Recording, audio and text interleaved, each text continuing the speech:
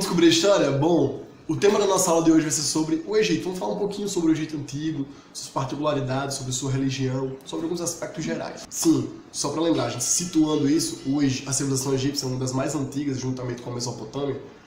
Elas vão dar início ao que a gente conhece como história, ou seja, a partir dos 4.000 anos antes de Cristo. O Egito, como todo mundo sabe, acredito eu, fica no Nordeste africano. A civilização egípcia ela surgiu a partir dos povos chamados de nomos. Os nomos eram povos que habitavam aquela região próxima ao rio Nilo. Ele nasce dentro do território africano e vai desembocar, ou seja, vai desaguar no mar Mediterrâneo. Bom, esses povos eles viviam a partir da transposição do rio Nilo. O rio Nilo, nos meses de junho a outubro, ele passa por um período de longas chuvas. Então ele vai se sobrepor, vai transbordar a sua água. Essa água vai banhar a terra seca do Egito. E na medida em que ele vai retornando à sua posição original, essa terra banhada vai ficar rica em humus, que é um tipo de fertilizante. Então aqueles povos nomos, eles conseguiram adquirir o ímpeto da agricultura a partir da importância do rio Nilo. Os povos nomos, eles vão começar a desenvolver a sua agricultura e a partir desse estudo, desse desenvolvimento, dessa experiência com o rio, eles vão começar a construir canais de irrigação, diques, ou seja, vão começar a represar a água, eles vão começar a utilizar a água do rio Nilo para desenvolver a sua agricultura. Então, geralmente quem coordenava essas construções hídricas era o quê? Um ancião das tribos ou um grande guerreiro, uma pessoa de influência dentro de uma tribo, da tribo nomo. Esse líder ele se chamava nomarca e ele vai dar origem ao que a gente vai conhecer como faraó posteriormente, quando a civilização egípcia se construir. Esse nomarca ele se tornará um faraó.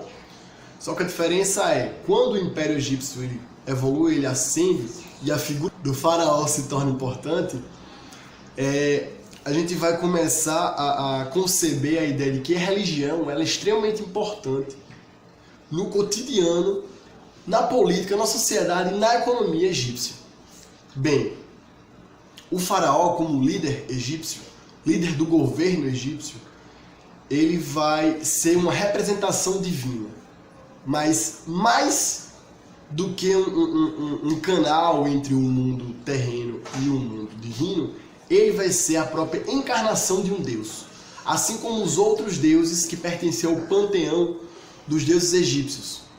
Afinal, a civilização egípcia ela era uma civilização politeísta, ou seja, ela tinha inúmeros deuses.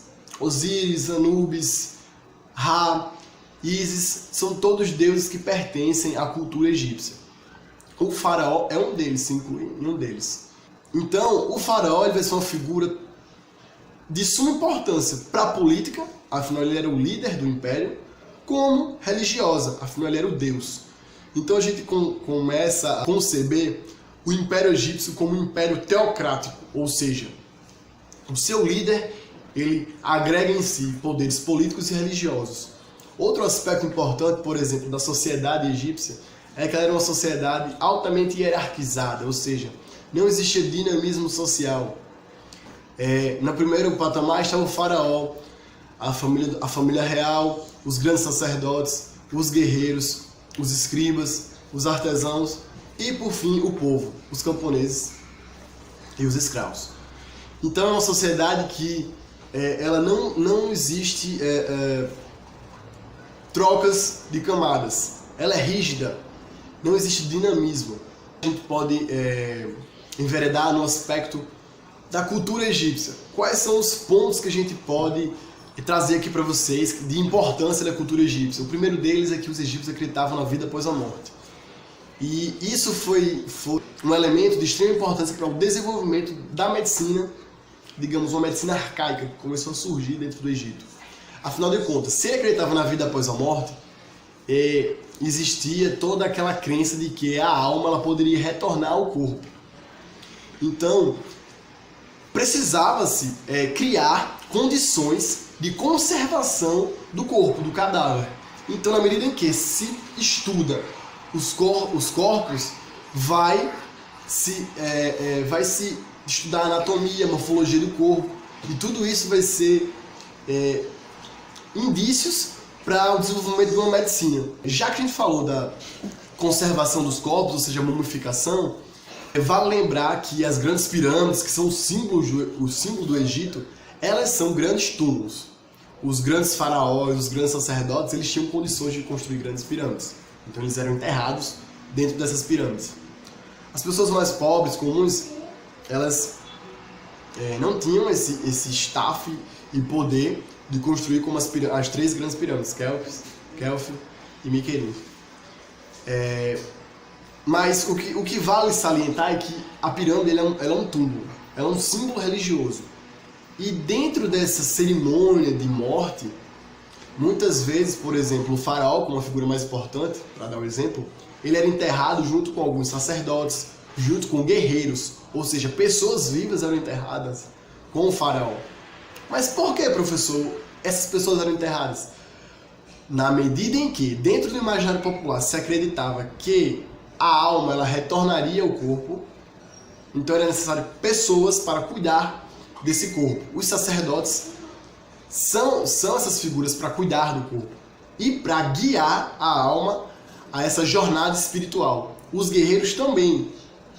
Na medida em que essa jornada espiritual, a alma, o espírito, ele passaria por inúmeros problemas, inúmeros desafios.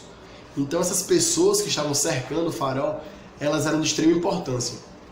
Nessa viagem espiritual, tem uma passagem no Livro dos Mortos, do Antigo Egito, que vai explicar a cerimônia de julgamento, em que o indivíduo teria o seu coração posto numa balança e do outro lado uma pena. Se o seu coração fosse mais pesado, esse indivíduo seria devorado por uma criatura monstruosa chamada Amunti.